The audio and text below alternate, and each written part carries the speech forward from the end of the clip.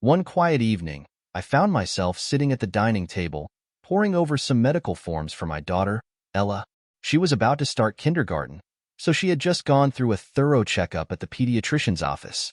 Nearby, my wife had left her own stack of school forms scattered carelessly across the table. Without much thought, I began flipping through them absent-mindedly until my eyes caught something. A single line of text that shattered my entire world. In the blood type column of one of her forms, it clearly stated Ella's blood type as A. For a moment, I just froze, staring at the letters, unable to process what they meant. When the realization hit, my stomach sank like a stone. Slowly, I got up, walked to the cabinet, and pulled out 2 sheets from our medical records. These papers, buried in our files, confirmed what I already knew. Last summer, both Lydia and I had donated blood to the Red Cross, and the receipts listed our blood types. Mine was B, and hers was O. That could only mean one thing. Ella couldn't be my biological daughter. If Lydia was her mother, and I'd been there in the delivery room, watching her give birth, then someone with type A blood had to be Ella's real father.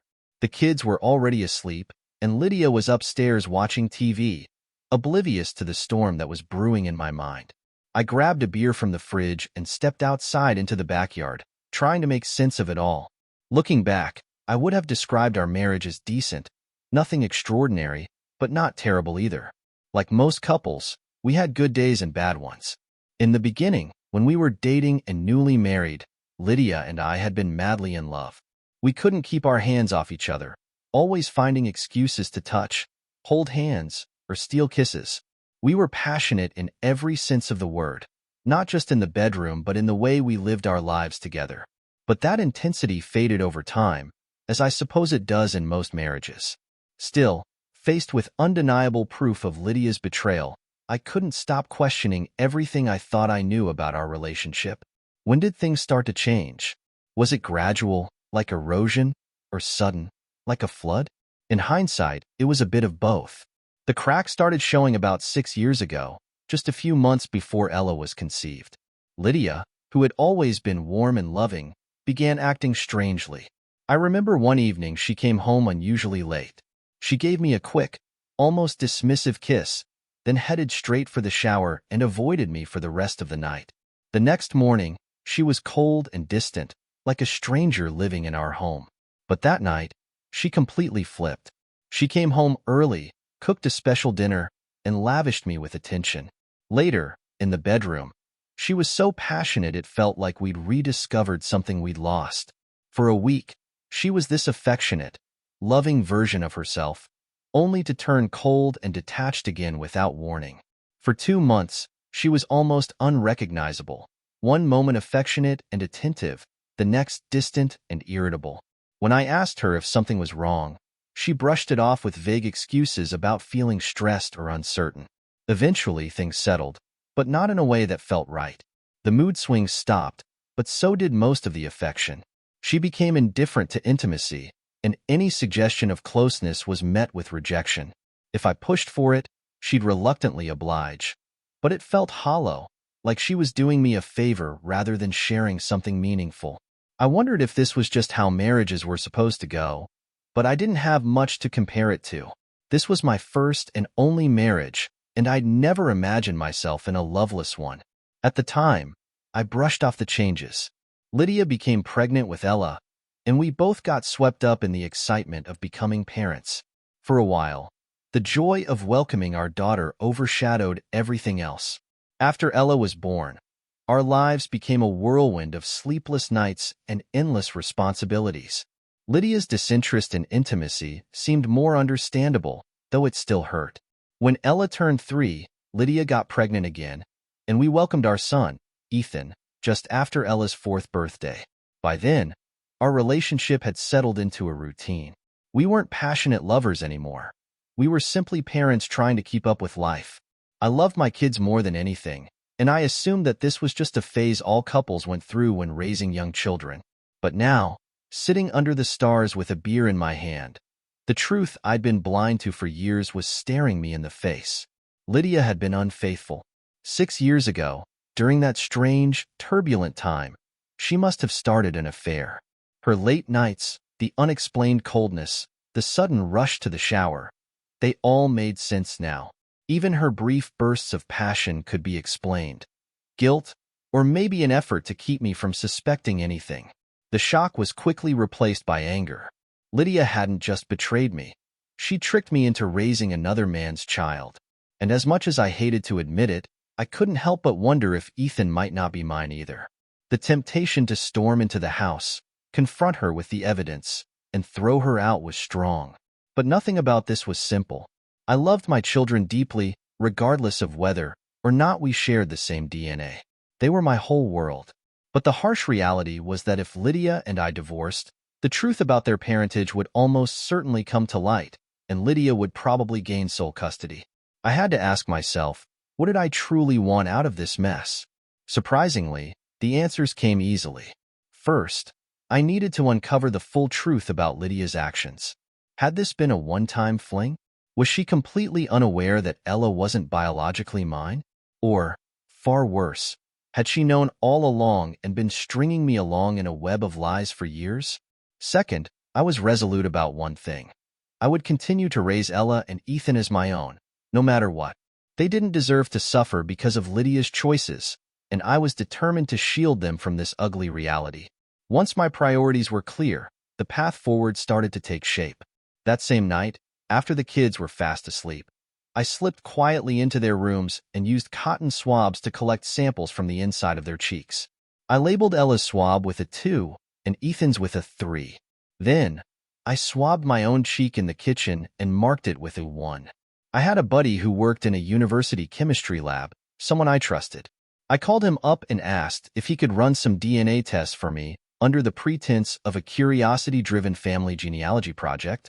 This was my first step, a quiet but crucial one, to uncover the truth. A week later, my friend called me. He had no idea where the samples came from or their significance. I stuck to the story, telling him I'd met people with the same last name and was curious about a possible distant familial connection. He explained that samples 2 and 3 were indeed siblings, but neither shared any genetic link to sample 1. That was it, the confirmation I dreaded but expected. Ella and Ethan were full siblings, but neither of them was biologically mine. I thanked him for the information and hung up, my mind racing. 2 children. Lydia had not 1 but 2 kids with someone else. The real question now was, how much did she know? Did she realize they weren't mine, or had she convinced herself otherwise? There was one surefire way to gauge her awareness. That evening, I found her standing in the kitchen washing dishes. Without looking directly at her, I brought up a casual suggestion. Hey, I was talking to a buddy of mine who's a biologist. He's working on a genetics project and needs DNA samples from families for research. I thought it'd be kind of neat if we all participated. Me, you, and the kids. I already collected the kids' samples while they were sleeping, and I figured we could do ours tonight. I watched her closely as I spoke. At first, she didn't react, but then she stiffened, almost dropping the pan she was scrubbing. When I finished, there was a long pause before she turned to face me. She shook her head, her voice firm as she expressed her doubts. I'm not comfortable with that, she said. How can we know for sure that our privacy would be protected? What if the samples got misused? I tried to reassure her, but she wasn't having it.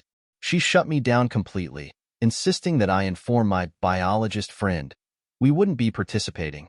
Her reaction spoke volumes. She knew, at least on some level, that there was a secret she didn't want uncovered. I realized then that my next step had to be uncovering the full scope of her betrayal. Who was this man? Where did it happen? How long had it been going on? And perhaps the most painful question, why? I needed time and space to dig for answers without raising suspicion. That opportunity came the following Saturday, when we were supposed to visit her parents. Just before we left, I feigned a work emergency, claiming I had to stay behind to handle it. Lydia was irritated, but eventually agreed to go alone with the kids, leaving me with several precious hours alone in the house. Once they were gone, I began my search. I ignored the common areas like the kitchen and living room and focused on places Lydia would consider her own: her closet, her dresser, and any other personal spaces. I found some lingerie tucked away that I'd never seen before, which raised questions of its own. But nothing definitive came to light until I made my way to the attic. The attic was crammed with old furniture, dusty lamps, and boxes of items from before we got married. Most of the boxes looked untouched, but 3 of them seemed less dusty, as if they'd been handled recently. I honed in on those. Inside one of the boxes, beneath a stack of old college mementos and greeting cards, I found what I was looking for: a thin pile of notes and 2 unmarked videotapes. The notes were from John, her boss at work. His words were blatant, intimate, and unmistakable. They weren't the sweet, romantic letters you'd expect from a secret lover. They were cold, controlling, and explicit. He instructed Lydia on what to wear to certain occasions and detailed their physical encounters during late nights at the office. The videotapes confirmed everything. They contained footage that left no room for doubt. Lydia's affair with John had started 3 months before Ella was conceived. The timing aligned perfectly with her odd behavior at home. Her shifts between warmth and coldness suddenly made sense. John was dominating her life, and she was playing along, likely out of fear, desire, or both. The betrayal wasn't just physical. It was woven into the fabric of our lives, touching every corner of our marriage. The pain of betrayal was gut-wrenching, but my love for Ella and Ethan never wavered. They were my kids, no matter what. Yet, the cruelty of the situation was impossible to ignore. People might ridicule me if they knew I had unknowingly raised another man's children. What stung even more was the realization that John, the biological father, had no intention of stepping up or even acknowledging his role. He was comfortably married to Margaret, oblivious to the double life he and Lydia had been living. The more I unraveled the truth, the clearer it became that Lydia wasn't coerced into this affair. No, she seemed to thrive in her role as John's submissive partner. The notes and tapes I discovered painted a picture of 2 people who not only knew the truth about Ella and Ethan's paternity, but seemed to enjoy the secret, basking in the knowledge that I was in the dark. The enormity of Lydia's betrayal overwhelmed me. She had knowingly conceived 2 children with another man while pretending to be a devoted wife. Rage boiled in my veins. I couldn't just let this go. They would both face the consequences. I steeled myself, replaying the videotapes on our old VCR to confirm the damning evidence. The first recording showed John and Lydia in a setting that appeared to be his house. The second, however, was in our own bedroom, likely during one of my business trips. The tapes were explicit, leaving no room for doubt about the nature of their relationship. John's dominance and Lydia's eager compliance were unmistakable. The first tape began with John seated on the bed, commanding Lydia to perform a seductive striptease. She smiled as she obliged, undressing piece by piece under his watchful eye. Their encounters were rough and devoid of tenderness. John spoke to her in a way that made my stomach churn, harsh, degrading, and controlling. What cut deepest was seeing that she seemed to enjoy every second of it. The second tape was similar but included a chilling conversation. As they lay in bed afterward, Lydia asked John how he felt about me unknowingly raising his children. John's reply was callous. "You're lucky. He's a decent guy who loves kids. If it weren't for that, I'd tell you to leave him." Lydia pushed back, defending me in a way that was both heartbreaking and infuriating. "David's a kind man," she said, "and he loves me. It's not fair to him." Yet, even as she said it, she couldn't hide the pull she felt toward John's roughness, a quality she claimed contrasted with my gentleness. Watching those tapes, I couldn't believe their audacity, not only to engage in such betrayal but to record it and leave it where I could find it. Their arrogance fueled my resolve. I was determined to make them pay. I scanned every note John had written, saving them as digital files on my hard drive. Then I used editing software from work to convert the videotapes into digital formats. Once everything was safely stored, I hid the original tapes and notes in the trunk of my car, tucking them under the spare tire. After cleaning up the attic to erase any sign of my snooping, I began planning my retaliation. Over the next 2 weeks, I acted as if nothing had happened. Feigning normalcy wasn't as difficult as I thought it would be. After all, Lydia had deceived me for 6 years. Surely I could manage a few days of pretending. I even initiated affection, though every touch felt hollow and revolting. But maintaining the facade was crucial for what I had planned. Lydia's life was about to reach a major milestone. She had recently been elected president of the Key Society, a prestigious charitable organization in our city.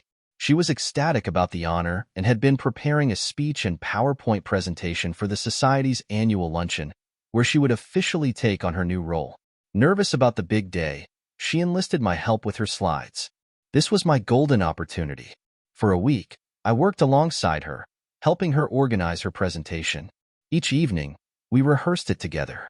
While she trusted me with her work, I was quietly creating my own version of the PowerPoint. The night before the luncheon, I deleted her file and replaced it with mine, locking it so she wouldn't be able to make any last-minute changes. The morning of the event, I casually asked her if John and his wife, Margaret, would be attending. Lydia smiled, confirming they would. My heart raced, but I maintained my composure, pretending to share her excitement for the event. Lydia looked stunning that evening in an elegant black gown. Her confidence was palpable as we arrived early to set up her laptop and test the equipment. Everything appeared flawless, and the dinner began without a hitch. After the initial speeches, the outgoing president introduced Lydia with glowing praise. The audience applauded as she approached the podium, radiating pride and poise. Lydia began her speech, the first few slides showcasing the Key Society's recent accomplishments and financial goals. But then, as planned, the presentation took a shocking turn. The presentation began with a sequence of still photos, carefully chosen frames extracted from two damning videos. The images were unmistakable, even if some were dimly lit. Each shot captured moments of Lydia and John engaged in various carnal acts. For a while, Lydia continued speaking, oblivious to the growing stir among the audience. Then, as the whispers turned to murmurs, she glanced at the screen behind her. Her reaction was immediate. She gasped loudly, knocking over a glass of water on the podium. For a moment, she just stood there, frozen, as the realization hit. A deep blush crept up her neck and face as she frantically tried to stop the presentation. But it was too late. The still photos transitioned seamlessly into video clips. John's voice filled the room, clear and unmistakable. "How are you going to keep him from finding out it's my kid?" he sneered. "Just give him enough intimacy every now and then, and he won't suspect a thing," he added with a cruel laugh. The humiliation was palpable. The audience erupted, some in shock, others in laughter, and many in disgust. Lydia remained motionless, her eyes wide, her mouth trembling. At a nearby table, Margaret, John's wife, grabbed a vase of flowers and smashed it over his head before storming out of the ballroom. The chaos in the room was almost theatrical. Guests began filing out, but not before throwing glances of disdain and pity at Lydia, their murmurs and laughter echoing long after they'd gone. In minutes, the grand ballroom emptied, leaving just Lydia and me. She stood on the podium, utterly defeated.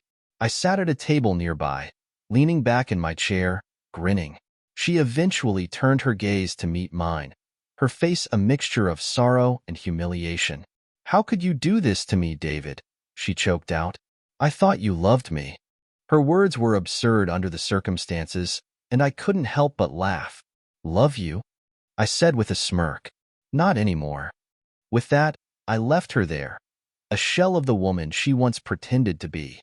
Of course, that was just a fantasy, a deliciously satisfying one. But it wasn't practical. Such a public humiliation would have had consequences. The town would have learned not just about John's betrayal, but about the children's paternity. That could have jeopardized my relationship with Ella and Ethan, and they didn't deserve that. They'd already been dragged into enough of this mess.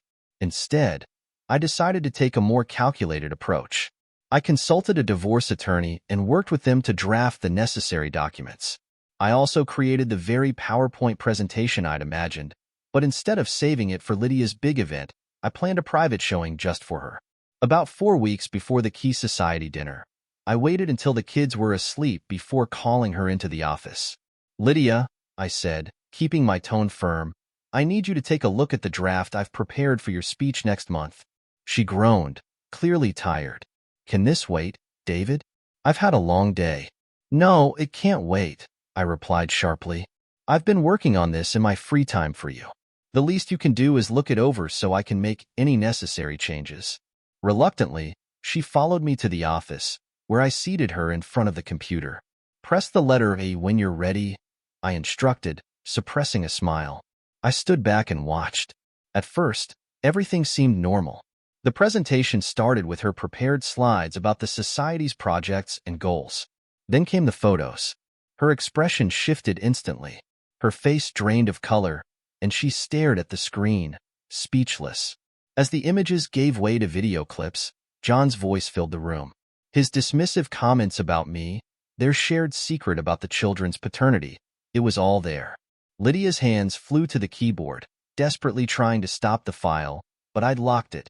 The screen went dark after a few minutes, leaving her slumped in the chair. For a while, she just sat there, head bowed, silent. When she finally lifted her face, it was streaked with tears. "David," she sobbed. "I'm so sorry. I'm so sorry. Can you ever forgive me?" Her apology felt hollow. "Forgive you?" I asked, my voice cold. "For what? Let's list it out. For cheating on me with John Baxter for 6 years? For giving him 2 children while letting me believe they were mine? For mocking me behind my back? For withholding intimacy at his command? Is that what you want forgiveness for?" Her sobs grew louder. "I don't love him," she blurted.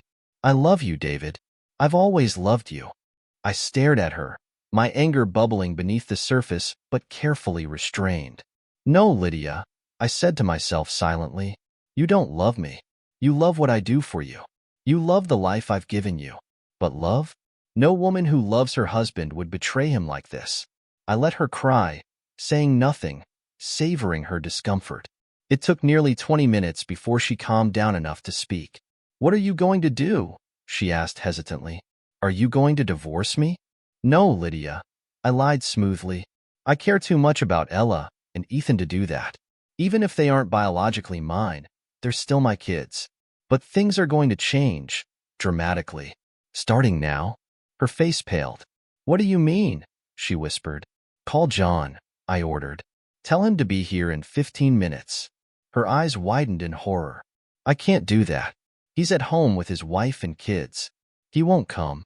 I smirked. "Say whatever you need to, but make sure he shows up. If he doesn't, his marriage will be over by tomorrow morning." She hesitated, but the coldness in my expression must have convinced her. Without another word, she went to the kitchen to make the call. 15 minutes later, John arrived, wearing the insincere smile I'd been expecting. Lydia must have given John a heads up because he arrived looking visibly anxious, his confident demeanor replaced with unease. "Come in, John," I said, gesturing toward the office. "You too, Lydia. Have a seat. We've got some things to discuss." Once they were both seated, I wasted no time getting to the point. "All right, John. Here's the situation. For years, you've been having your fun with my wife, making a fool out of me. That ends tonight. Things have changed, and it's time for you to face the consequences." John opened his mouth to respond, but I cut him off. "No, you're going to sit there, watch and listen."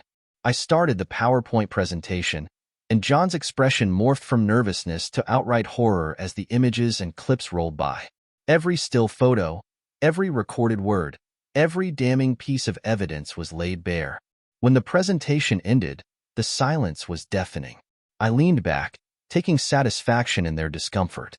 "Here's how this is going to work," I said, breaking the silence. "You will do exactly as I say, or your seemingly perfect marriage to Margaret will come to a very public and messy end. Don't speak. Just nod if you understand." John glared at me, his jaw clenched, but eventually, he nodded, his pride visibly taking a hit. "Good. Now listen carefully. I have several documents for you to sign. I'll give them to you one at a time, and you'll have 48 hours to return them, signed. If you decide to play games, Margaret will get an invitation to view a brief but very revealing video." I handed him the first document. "This acknowledges that you're the biological father of Ella and Ethan. You agree to pay child support until they turn 21 and contribute to their college education with a lump sum of $100,000 per child when they start. Payments will go into a trust fund, which I alone will manage to ensure it's used for their benefit."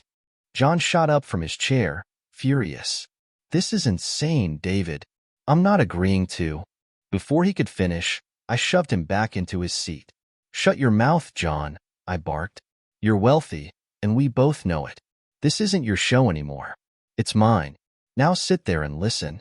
Out of the corner of my eye, I saw Lydia staring at me, her face pale and horrified. This was a side of me she'd never seen before, and it unsettled her. I continued without missing a beat. The second document grants me permission to adopt Ella and Ethan. You and Lydia will both need to sign it. The third document involves you permanently renouncing your parental rights to them and agreeing never to disclose their true parentage. Lastly, there's a personal statement in which you admit to exploiting my wife in the workplace, coercing her into this affair. John exploded again. That's a complete lie. She was as willing as I was. I held up a hand to silence him. Maybe so, but Lydia will still file a workplace exploitation complaint against you. That's non-negotiable. It's one of the conditions for me not divorcing her. Isn't that right, Lydia? I turned to her, meeting her frightened gaze. She hesitated, her eyes darting between me and John, but she didn't answer. I clarified, if you don't sign this complaint, Lydia, consider this marriage over. Your choice. Slowly, reluctantly, she nodded. I handed her the document. Sign it. Her hand shook as she scrawled her name, her face a mixture of fear and despair. I turned back to John. As for you, John, you'll return these documents to me within 48 hours. If you think about trying anything stupid, rest assured I have multiple copies of all your incriminating correspondence with Lydia. Don't test me. John sat there, stunned into silence. Any questions? I asked coldly. When neither of them responded, I turned to Lydia. Come with me, I said, leading her out of the office. She followed me, trembling, her face pale as a ghost. In the living room, she finally broke down. David, what's gotten into you? How could you do this to John? I raised an eyebrow, genuinely surprised. Do this to John? Don't you understand what he's done to us? To you? To me? To our family? She blushed, her voice softening. Yes, of course. But you're so angry. It's like you've lost your mind. I paused for a moment, collecting my thoughts. Lydia, I told you, I'm not going to divorce you. But make no mistake, our marriage is going to be very different from now on. Do you understand? She nodded, her voice trembling. Yes, David. I'll do whatever it takes to make this right. I'm so sorry for everything. I sighed. Fine. Let's start with a few ground rules. First, you're going to find a new job. You won't be seeing John every day at work anymore. And just so we're clear, you're to have no further personal contact with him. No touching, no phone calls, no emails, nothing. Understood? Yes, she whispered. Good. Second, if this marriage is going to survive, it will be on entirely new terms. I won't tolerate your bad temper, your coldness, or your indifference anymore. From now on, I expect you to be cheerful, kind, and affectionate every single day. You're going to show me the love and appreciation I deserve as your husband. She nodded again, tears welling in her eyes. And one more thing, I added. All that passion and wildness you reserved for John, I expect to see it. I've seen what you're capable of, and I won't settle for less. If you truly love me, you've got a lot of lost time to make up for. Lydia looked at me, her tears spilling over as she whispered, I'll do whatever it takes, David. I promise. I wasn't sure if I believed her, but for now, it would have to do. Lydia crossed the room and knelt before me, clutching my legs as if her life depended on it. I love you, David, she sobbed. More than words can express. I'll prove it to you, I promise. Her tear-streaked face and wide, fearful eyes were a pitiful sight.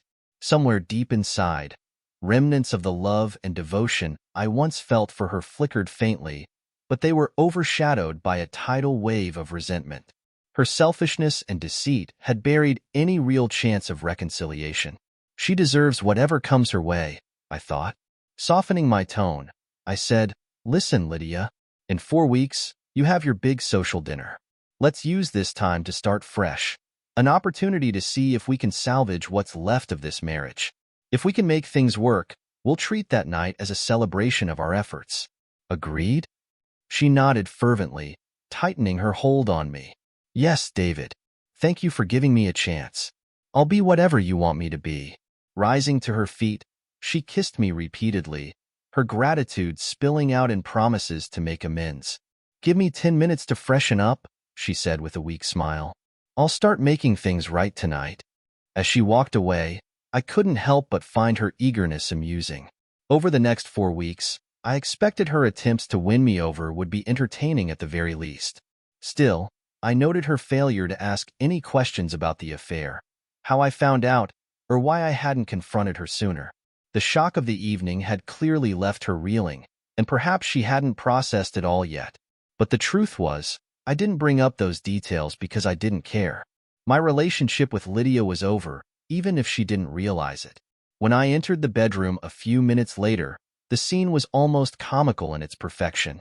The bed was neatly made, the lights dimmed, and Lydia lay on her side in a slinky red nightgown. She had clearly taken extra care with her appearance, and the effort showed. She looked stunning, if a little nervous. A bottle of lubricant sat conspicuously on the nightstand. In a soft, trembling voice, she called to me, extending her arms. I quickly disrobed and joined her, letting the physical tension replace my emotional turmoil for the time being. Her kisses were eager, her body warm and inviting, and her nervous energy only heightened the moment. For the first time in years, I felt an intensity between us that had long been missing. She took the lead, something she hadn't done in what felt like forever. Despite the bitterness I harbored, I surrendered to the experience, setting aside my anger to indulge in the pleasure she offered. Afterward, she turned off the lights and nestled close to me under the blankets. She kissed my neck softly and whispered, "Good night, David." As I drifted off to sleep, I couldn't deny the anticipation of what the next 4 weeks might bring. Over the following weeks, Lydia devoted herself entirely to rebuilding our marriage. Each morning, she woke me with a smile, a kiss, and often more. She went out of her way to ensure the children were cared for and our evenings together uninterrupted. Her efforts didn't stop there. She prepared elaborate meals from cookbooks, even if the kids preferred their usual fare, and she made sure they were bathed and in bed on time so we could have our evenings together. Every night, she wore something alluring, and our intimacy became a regular and enthusiastic routine. She was affectionate, attentive, and energetic in ways I hadn't seen in years. Despite my underlying distrust and lingering anger, I couldn't ignore the temporary happiness we projected. On the surface, everything seemed idyllic. Meanwhile, John's signed documents arrived promptly. Lydia also signed the adoption paperwork without hesitation, and my lawyer finalized the process with an expedited private hearing. Within days, the papers were in order, granting me full legal custody of Ella and Ethan. Then, my attorney began preparing for the divorce. One morning at work, I was surprised by a visit from Sophie Carter, a younger colleague I occasionally collaborated with. At 28, she was 5 years my junior, and her striking looks didn't go unnoticed. I knew she was divorced, and her light-hearted, flirty remarks over the years had crossed my mind more than once. Still, I'd never thought of her as anything more than a passing fantasy. "David," she said, smiling as she stepped into my office. "What's going on with you lately? You seem different. Younger, maybe? Happier?" Her comment caught me off guard, but I smiled. "Thanks for the compliment, Sophie." Then, surprising even myself, I added, "It's a long story, but maybe we can talk about it over lunch?" She tilted her head, intrigued. "Sounds good," she said. "Let's do it." We grabbed lunch at a nearby salad bar and found a quiet table outside. The weather was perfect, and for the first time in a while, I felt relaxed. "So, what's this big change you mentioned?" she asked, leaning in slightly. I chuckled, realizing how surreal my situation must sound. "Well, it's probably because of my failing marriage," I said honestly. Sophie raised an eyebrow. "And that makes you look better? You're going to have to explain that one." I gave her a condensed version of the story. "A couple of weeks ago, I discovered my wife was having an affair, with a coworker, no less. It had been going on for years. I confronted her about it, and since then, she's been going above and beyond to make it up to me. Here's the kicker. She thinks she can win me back, but I've already decided to leave her. I just haven't told her yet. In the meantime, though, she's treating me like royalty. Sophie studied me thoughtfully, a mixture of sympathy and admiration in her expression. I'm impressed you're handling it so well, she said. When I found out my ex was cheating, I completely fell apart. It took me months to get back on my feet. I'm sorry you went through that, I said sincerely. Her vulnerability reminded me that I wasn't alone in facing betrayal. For the first time in weeks, I felt a spark of genuine connection. I didn't know you went through that, I said to Sophie, leaning back in my chair. But I've taken control of my situation now. Things are going to unfold on my terms, not anyone else's. That's what's making me feel better. I paused for a moment, then decided to take a chance. You know, I added with a smile, one nice thing about my current situation is that, even though I'm not officially single yet, I know I will be soon. So, there's no reason for me to hold back from saying how much I admire the lovely woman sitting with me in the park today. Sophie blushed, a faint smile tugging at her lips as she glanced away, then back at me. Geez, David, she said, her voice soft. You've put me in an awkward spot. I didn't think it was so straightforward. Sorry, Sophie, I replied, my voice earnest. But you're beautiful, fun, and amazing. I've been attracted to you since the day we met. It's just that, until now, it wasn't something I could say out loud. Any chance you join me for dinner on Saturday? I know this charming little Italian place by the river. She looked at me seriously, her expression thoughtful. David, I like you too. It's always been easy with you. But can I trust you? Is your marriage really over? Or is this just some ploy to get into my pants? Forgive me for being blunt, but I've seen this kind of thing before. I met her gaze steadily. Sophie, I've always been honest with you, and you know I've never pushed for anything inappropriate. I'm ending things with Lydia in about 2 weeks and filing for divorce the same day. There's no going back. But I'll understand if you want to keep your distance. I'll just be a little disappointed. She smiled then, the kind of smile that felt like sunshine after a storm. No, David. Now that you've said it, I'm not going to pass up the chance. I'll join you for dinner before you change your mind. Her gaze lingered on me, and after a moment of hesitation, I leaned in and kissed her lightly. It wasn't fiery or passionate, but it was sweet and full of promise. When we parted, I couldn't help but feel a rush of joy. Later that evening, back home, I informed Lydia of my Saturday night plans. I didn't sugarcoat it. I'll be going out with another woman, I said bluntly, and I expect you to stay home with the kids. Lydia froze, her eyes welling with tears. David, she protested, her voice breaking, but I've been trying so hard. Please, can't we find a way to fix this? How can you see someone else? It's simple, Lydia, I replied coldly. You didn't just see someone else. You carried on a 6-year affair behind my back. While you've been making an effort lately, it doesn't erase what you did, and it doesn't mean you automatically deserve my loyalty. I'll need to find enjoyment elsewhere before we're even close to equal footing. Her tears began to fall. Will you sleep with her? She asked, her voice trembling. No, I said, pausing deliberately, but I could, and you need to understand that. If the thought hurts you, well, that's just a small taste of what you put me through. With that, I walked out of the room, leaving her to process my words. My early outings with Sophie were cautious but enjoyable. We took things slow, sensing that our connection was more than physical attraction. We talked, laughed, shared childhood stories, and commiserated about work. It felt natural, effortless, and at times reminiscent of the early days with Lydia. That bittersweet thought lingered but didn't overwhelm me. After our third dinner, I walked Sophie to her apartment. As I opened her car door, she hesitated, then softly asked, "Would you like to come in?" We both understood the implication, and I felt a surge of desire. Once inside, Sophie melted into my arms, and we kissed like infatuated teenagers. Pulling back slightly, she confessed, "I really want this, David, but it's been a while. I'm nervous." I smiled, lifting her gently. "Let's take our time." Which way to the bedroom? Our first night together was tender and affectionate, far different from my recent encounters with Lydia. Sophie was shy at first, allowing me to explore her at a gentle pace. Her beauty and vulnerability were intoxicating. It wasn't just about passion. It felt like two people genuinely caring for each other, bringing each other joy. Afterward, she kissed me softly, repeatedly, and asked if I'd stay the night. I gladly agreed, and we fell asleep in each other's arms. The following morning, she was bashful again, but we parted with tenderness, sharing lingering kisses.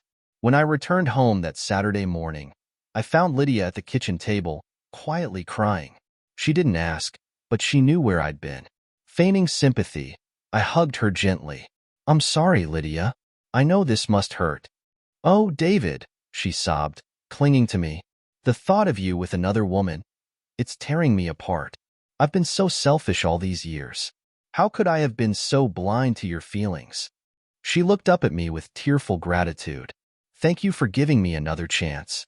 Lydia's big night was fast approaching, much like mine had been. I almost felt a twinge of regret. The past 4 weeks with her, filled with renewed intimacy and affection, had been enjoyable. But it wasn't enough to erase the betrayal. Deep down, my resentment and anger still simmered, and nothing she could do would change that. As we worked on her PowerPoint presentation, I quietly finalized my own version, carefully designed to conceal John's identity while delivering maximum impact. The rigged laptop would ensure her presentation could be replaced with mine at the press of a few keys. Lydia, now more confident, often asked if I had deleted the incriminating file she'd seen weeks ago. Smiling warmly, I always reassured her it was gone, even demonstrating her intact presentation. The night of the event arrived. Lydia was radiant in a sleek black evening gown, and I wore a rented tuxedo, playing the part of the supportive husband. We tested her presentation twice to ensure everything was perfect.